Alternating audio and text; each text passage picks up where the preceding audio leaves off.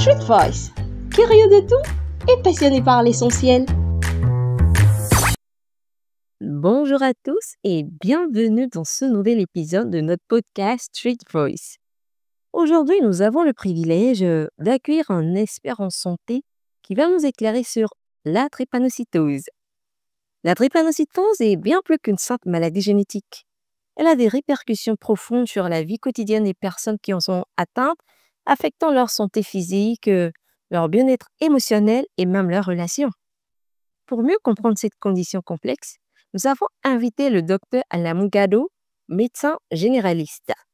Dans cette interview, le Dr Gado nous expliquera les mécanismes biologiques de la maladie, les avancées médicales récentes et les défis auxquels font face les patients au quotidien. Installez-vous confortablement, chers auditeurs et auditrices, pour découvrir l'univers fascinant de la médecine et avoir des informations cruciales, oui, très cruciales, qui pourraient changer votre perspective sur la drépanocytose.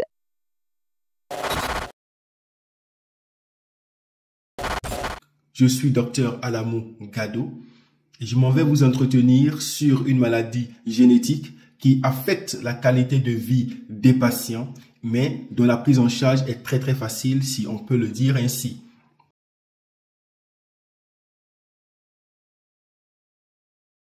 On peut définir la drépanocytose comme étant une maladie génétique qui est caractérisée par la mutation d'un gène qui code pour la production ou la fabrication de l'hémoglobine qui est contenue dans les globules rouges. Cette anomalie de l'hémoglobine entraîne la déformation et par conséquent le dysfonctionnement des globules rouges. On peut alors définir la drépanocytose comme étant une maladie génétique caractérisée par la présence de l'hémoglobine anormale qui est l'hémoglobine S et qui entraîne la déformation et le dysfonctionnement des globules rouges. Il me plaît de préciser déjà que cette déformation des globules rouges est qualifiée de falciformation des globules rouges. Quelle est alors la conséquence de cette falciformation qui conduit au dysfonctionnement des globules rouges? Donc, la déformation ou la falciformation des globules rouges a pour conséquence que le globule rouge perd sa forme arrondie et prend une forme de faucille. Cela rend le globule rouge rigide, très facile et ainsi réduit la durée de vie du globule rouge qui passe de 120 jours à 20 jours. Et donc, on assiste là à une destruction précoce des globules rouges. Et cette destruction précoce des globules rouges va entraîner la réduction de leur nombre et par conséquent la réduction du taux d'hémoglobine.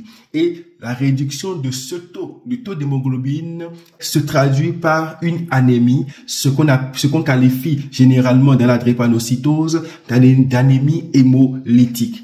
Et cette anémie hémolytique peut se traduire par un essoufflement, par une asthénie et par une pâleur. La destruction des globules rouges va entraîner la libération de l'hémoglobine. Et la libération de l'hémoglobine va entraîner la destruction de l'hémoglobine qui va donner une protéine qu'on appelle la bilirubine. Et cette bilirubine a une coloration jaune et est détruite, dégradée par le foie.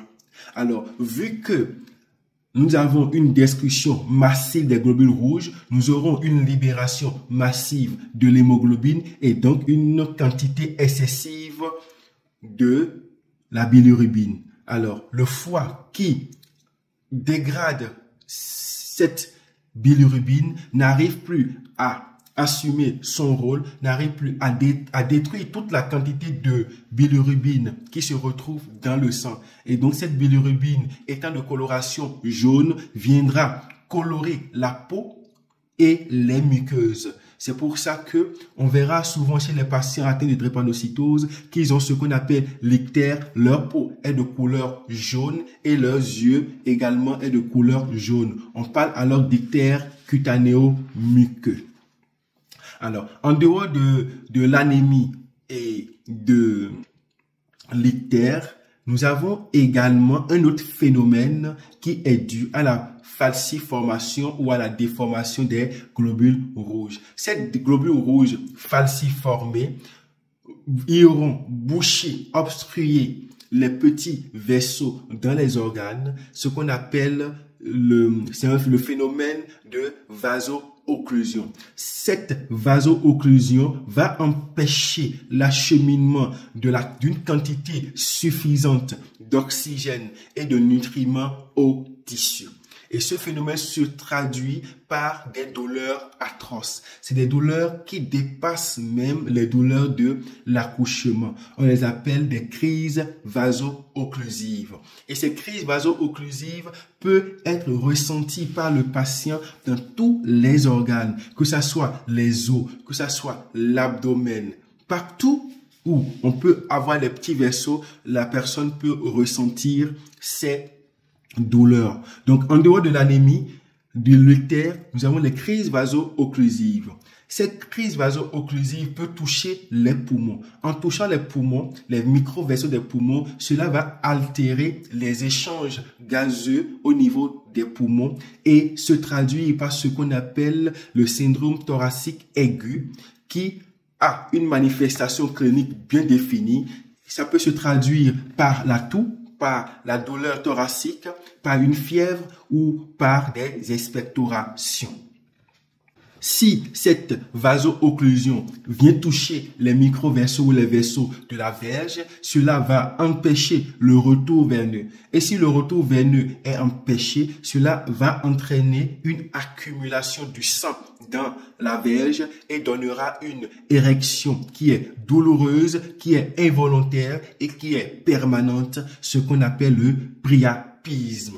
Cette vaso-occlusion peut également se produire au niveau des petits vaisseaux du cerveau et donner des AVC, des accidents vasculaires cérébraux, qui peut se traduire généralement par une paralysie, par des céphalées, des difficultés à parler, mais aussi des difficultés à marcher. Mais la répétition de ce phénomène de vaso-occlusion va entraîner la mort ou la destruction progressive de petites zones d'un organe et de répétition en répétition, on aura une surface beaucoup plus grande de l'organe qui est touché, qui est mort, ce qu'on appelle la nécrose. Et donc cette nécrose peut également toucher tous les organes. Si ça touche les os, on parle d'ostéonécrose. Si ça touche le foie, ça peut entraîner une insuffisance hépatique. Si ça touche le rein, on a une insuffisance rénale. Si ça touche le cœur, on a une insuffisance cardiaque. Cette vaso-occlusion peut également toucher les micro-vaisseaux des yeux et donner ce qu'on appelle une rétinopathie qui peut évoluer vers une cécité. Il faudrait dire également que la destruction des globules rouges est assurée par la rate. La rate qui a deux fonctions dans l'organisme, une fonction de destruction des globules rouges, mais également une fonction immunitaire, c'est-à-dire qui protège l'organisme contre les infections, contre les microbes. Et donc, la destruction des globules rouges étant accélérée au niveau chez les drépanocytaires, on va assister à une super activité de la rate, ce qui va entraîner une augmentation de la taille de la rate, ce qu'on appelle une splénomégalie. À cette splénomégalie va s'ajouter également la vaso-occlusion des vaisseaux de la rate et donc va conduire à un dysfonctionnement de la rate. Et donc, la rate ne sera plus en mesure de protéger les drépanocytaires contre les infections, d'où ils sont sujets à des infections à répétition.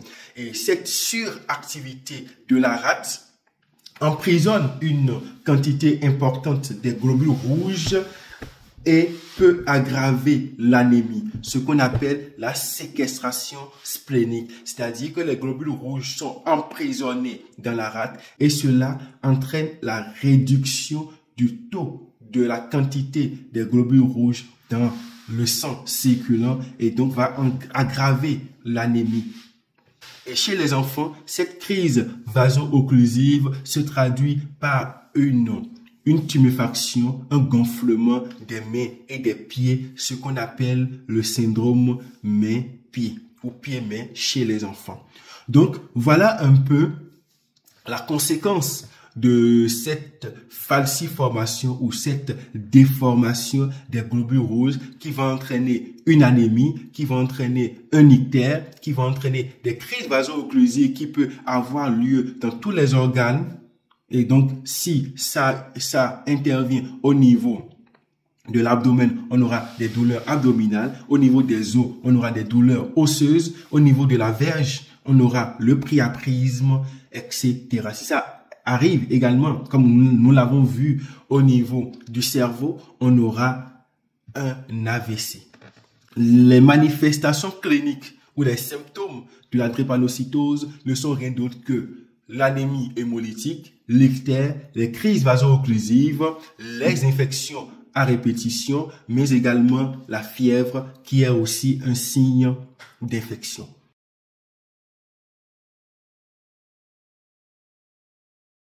Quelles sont alors les complications de la drépanocytose? Comme je l'ai expliqué au début, à travers les conséquences de la drépanocytose, vous verrez aisément que les complications de la drépanocytose ne sont rien d'autre que le syndrome thoracique aigu, ne sont rien d'autre que le priapisme, les AVC, le dysfonctionnement de la rate, du foie, des reins, la rétinopathie chez le drépanocytaire, etc.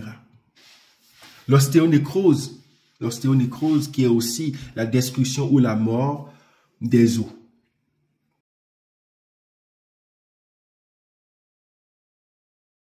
Alors, le diagnostic de la drépanocytose se fait par une prise de sang.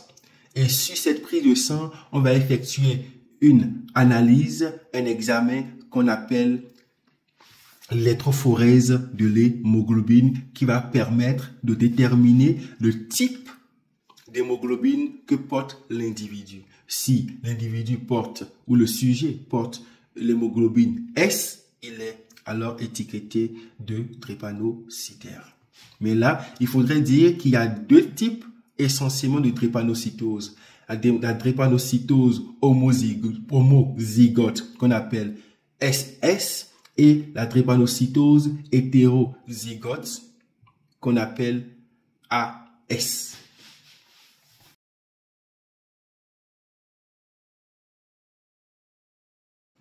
À présent, nous allons aborder la transmission de la drépanocytose. D'abord, il faudrait dire qu'il s'agit d'une maladie génétique qui est héréditaire et dont la transmission se fait de façon autosomique récessive. C'est-à-dire que chaque parent qui est asymptomatique, c'est-à-dire qui porte l'hémoglobine S, est en mesure de le transmettre à son enfant, à sa descendance, et donc ce dernier, à son tour, pourra le transmettre également à sa descendance. Par contre, si l'enfant reçoit l'hémoglobine de ses deux parents, il ne sera plus asymptomatique, mais il sera en mesure de faire la maladie. Il sera un porteur symptomatique, il va manifester tous les symptômes de la maladie que nous venons d'exposer. Ainsi, lorsque les deux parents sont porteurs asymptomatiques, la probabilité de concevoir un enfant drépanocytaire est de 25%. Mais lorsque le couple comporte un porteur sain et un malade, la probabilité de concevoir un un enfant drépanocytaire est de 50%.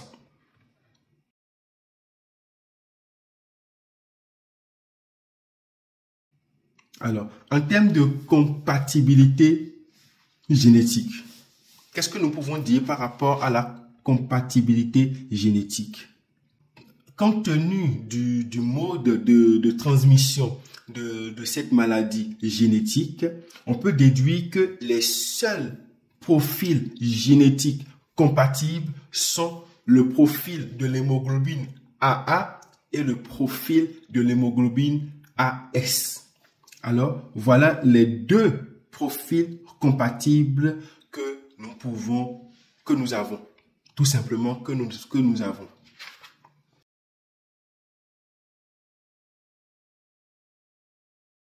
À présent, nous allons aborder la prévention des manifestations cliniques de la drépanocytose. Et cette prévention de la manifestation clinique de la drépanocytose va s'articuler essentiellement autour des complications et du suivi médical régulier.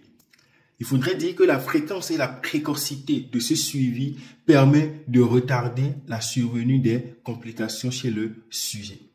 Alors, si nous prenons les infections, la prévention des infections se fera naturellement par une prophylaxie antibiotique, par l'utilisation des antibiotiques à large spectre d'action, c'est-à-dire des antibiotiques qui sont capables de neutraliser, de tuer un nombre élevé de microbes.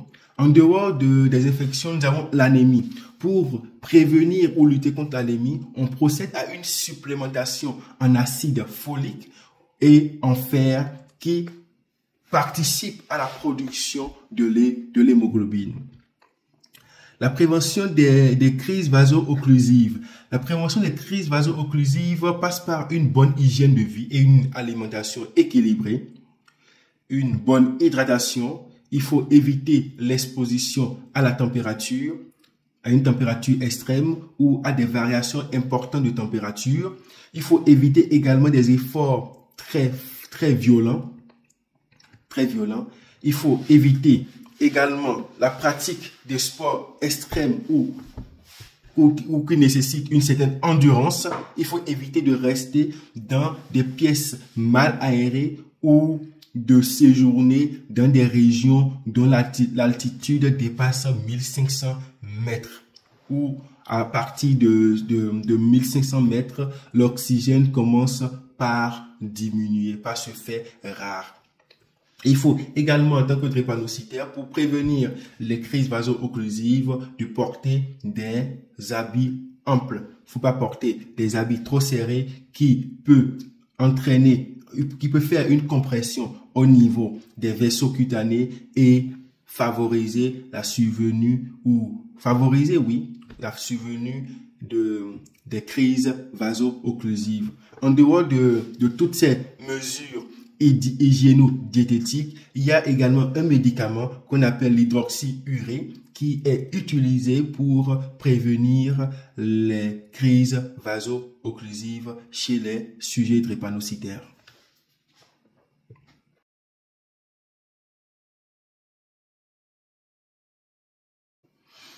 Alors, le suivi médical. Le suivi médical permet d'évaluer l'évolution de la maladie et de détecter les dégâts qu'elle peut causer ou qu'elle cause sur l'organisme humain, sur les organes de l'être humain, à savoir les reins, les yeux, le cœur, les poumons. Donc, ces organes qui sont des organes nobles font l'objet d'un suivi méticuleux.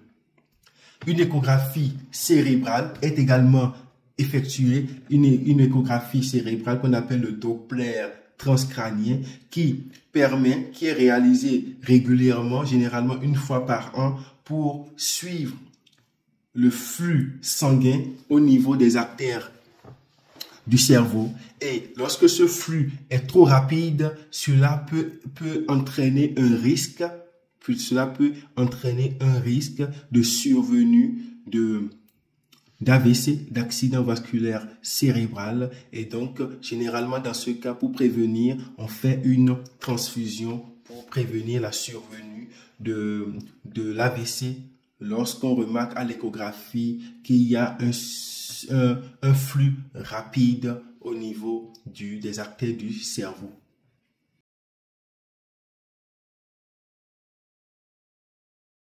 Et maintenant, la prise en charge des signes ou des manifestations cliniques de la drépanocytose. Tout à l'heure, nous venons de parler des conséquences, de comment prévenir les conséquences de la drépanocytose, comment prévenir les infections. Il faut donner des antibiotiques, il faut faire la vaccination contre certains microbes. Deuxièmement, pour prévenir l'anémie, il faut faire une supplémentation en fer et en acide folique. Pour prévenir les crises vaso-occlusives, il faut avoir une hygiène de vie, ne pas rester dans des zones où l'altitude est supérieure à 1500, ne pas rester dans des locaux mal aérés, où il y a une variation subite de la température, avoir une bonne hydratation et respecter ces mesures hygiéno-diététiques. Alors, en face des manifestations cliniques, comment on peut prendre en charge ces manifestations cliniques?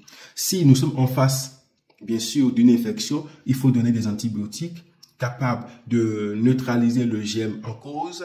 Si nous sommes en face des crises vaso-occlusives qui sont des douleurs atroces, on utilise des antalgiques allant du paracétamol aux anti-inflammatoires, en passant par les dérivés opioïdes comme le tramadol, mais également on utilise généralement la morphine pour calmer les douleurs drépanocytaires.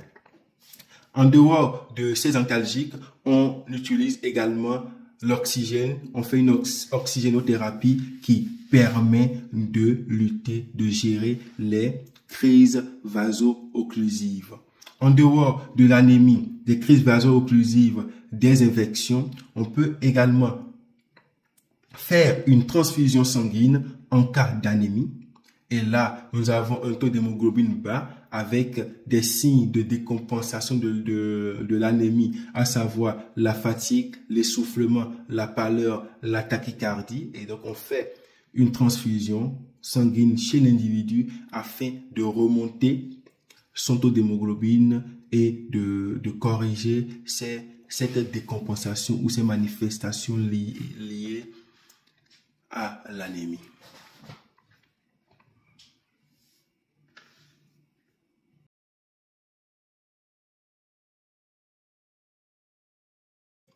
Dans la rubrique traitement, nous avons vu qu'il n'existe pas à ce jour des médicaments pour guérir de la drépanocytose, mais par contre, nous avons des médicaments qui améliorent considérablement la qualité de vie des patients en empêchant ou en réduisant la survenue des complications de la maladie. Mais heureusement qu'il existe aujourd'hui, à ce jour, des techniques qui permettent de guérir de la drépanocytose. Il s'agit de deux techniques. La première, c'est la greffe de cellules souches et la deuxième technique, c'est la thérapie génique. Alors, avant d'aborder ces deux techniques, il faudrait que je vous explique quelque chose. La moelle osseuse, c'est l'organe qui fabrique les cellules sanguines, y compris les globules rouges.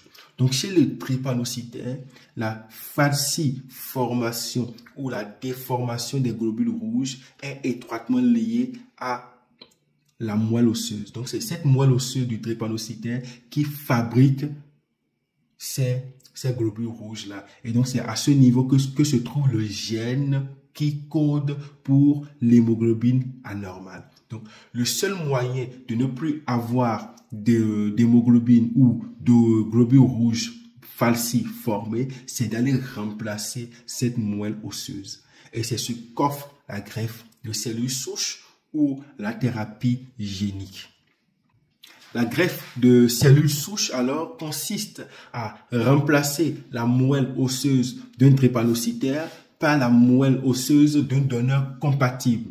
compatible, qui est en bonne santé. Et cette greffe se déroule en 2 étapes généralement. La première étape, c'est que on procède à la destruction de la moelle osseuse du drépanocytaire qui se réalise par 2 techniques, par la chimiothérapie et par la radiothérapie. Donc, on procède dans un premier temps à une chimiothérapie suivie dans un deuxième temps par une radiothérapie. Ensuite, la deuxième étape de la greffe osseuse, c'est de la moelle osseuse, pardon. La deuxième étape de la greffe de cellules souches, c'est qu'on va prélever la moelle osseuse du donneur qui est ensuite traitée, purifiée et qui sera réinjectée à l'individu malade, c'est-à-dire au drépanocytaire. Et donc, on lui donne une moelle osseuse d'un donneur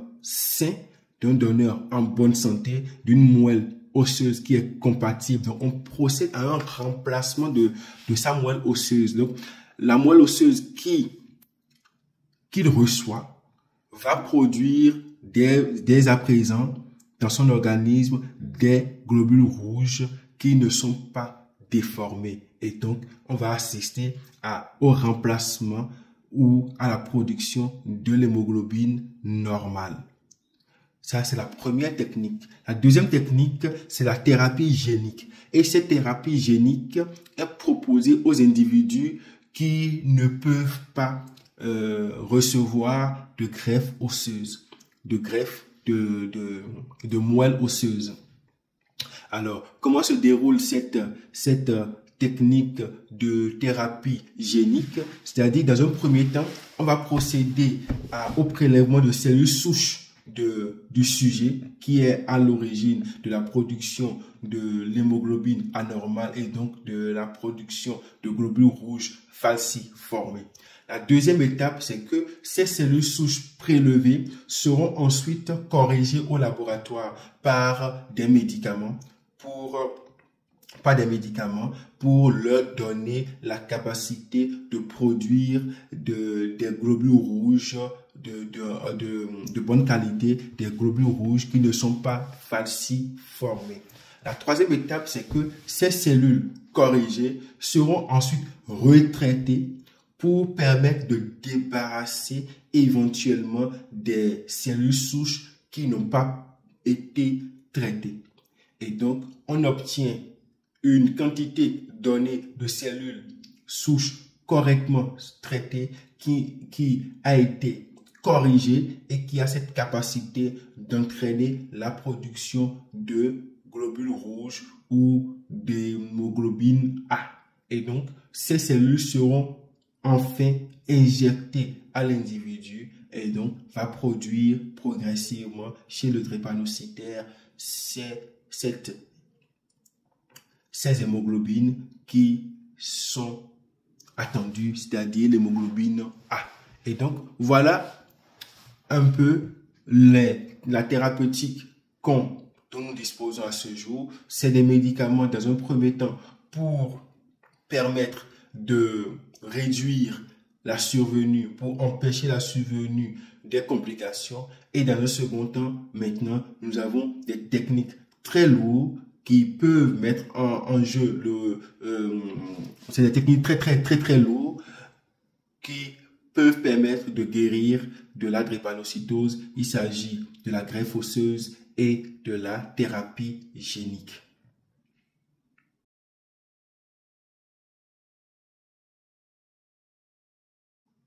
Comment la drépanocytose peut altérer la qualité de vie ou altère la qualité de vie de l'individu ou du sujet drépanocytaire? Il faudrait dire déjà que l'individu, le sujet drépanocytaire, avec ses manifestations cliniques, à savoir la crise vaso-occlusive, l'anémie, les infections à répétition,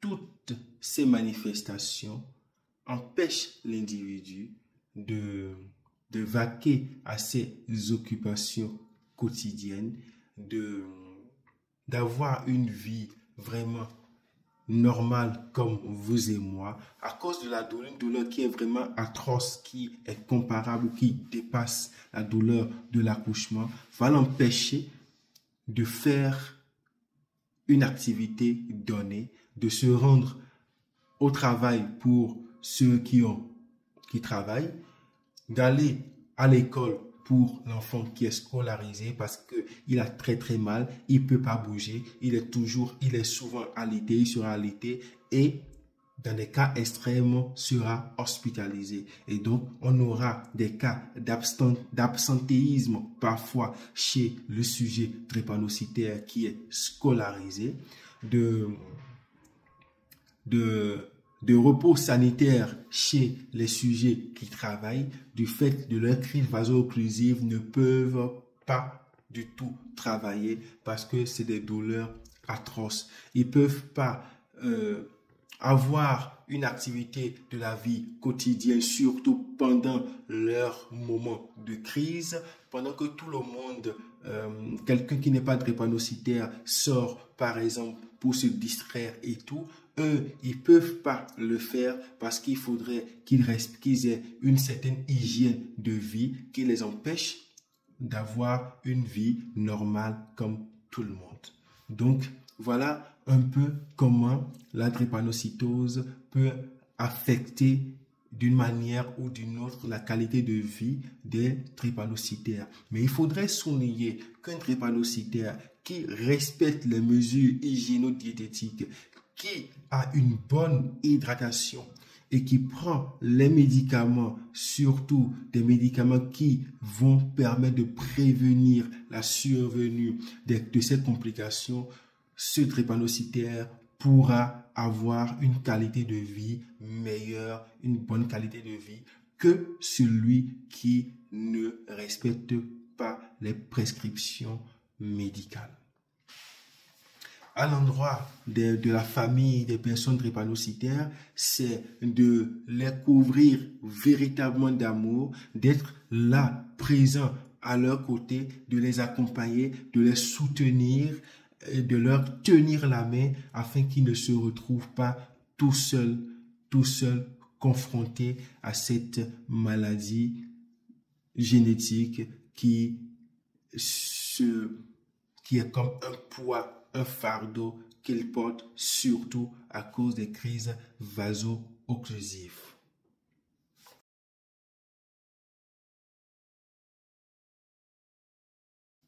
Pour la prise en charge efficace de la drépanocytose, il y a deux volets qu'il ne faudrait pas occulter.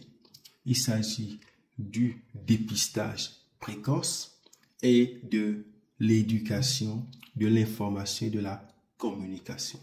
Alors, le dépistage précoce permet de prévenir la survenue des complications de la maladie, permet également un meilleur suivi de la maladie de la drépanocytose et par conséquent permet de mettre en place tous les moyens nécessaires pour améliorer la qualité de vie de l'individu. Et donc l'individu qui est connu drépanocytaire, qui respecte les règles hygiéno-diététiques, qui a un bon suivi, aura forcément une bonne qualité de vie.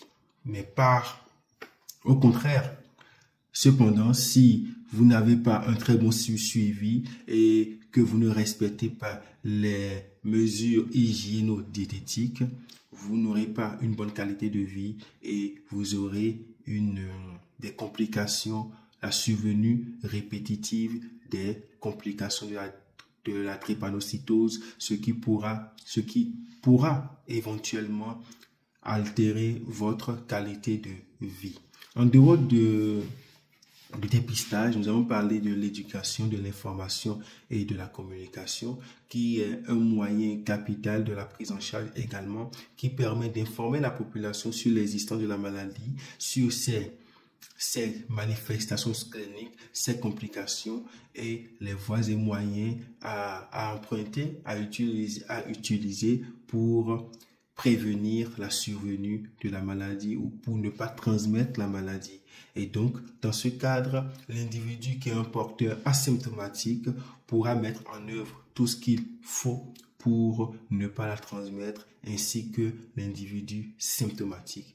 Et donc, par conséquent, nous conseillons aux personnes qui ne connaissent pas leur statut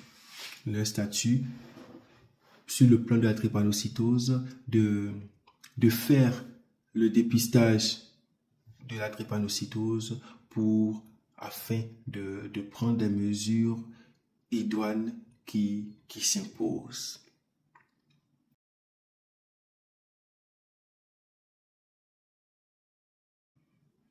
Alors, quels sont les risques que peuvent encourir quels sont les risques?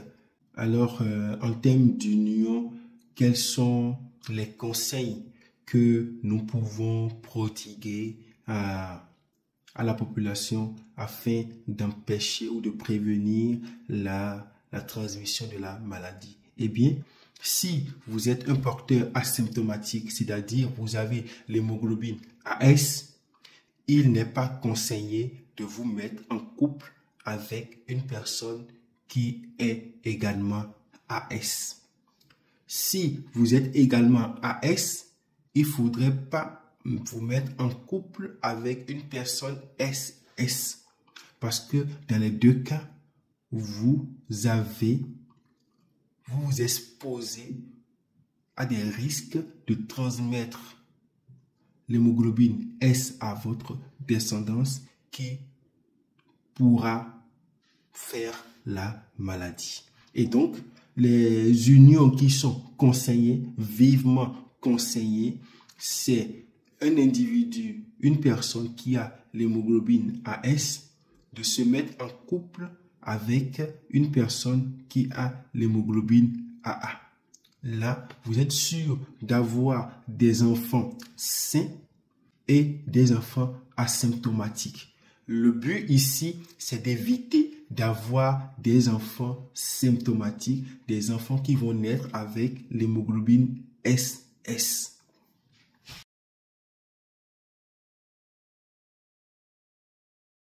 Mon message aux futurs parents, avant de donner mon message aux futurs parents, il me plaît de partager avec vous une scène que j'ai vécue au cours de ma formation. J'étais en 4e année ou en 3e année de médecine quand j'étais de garde dans le service d'hématologie du CNHU où nous avons reçu un jeune garçon de 17 ans qui était en classe de terminale, qui était toujours premier de sa classe, qui a un avenir très brillant, mais qui malheureusement était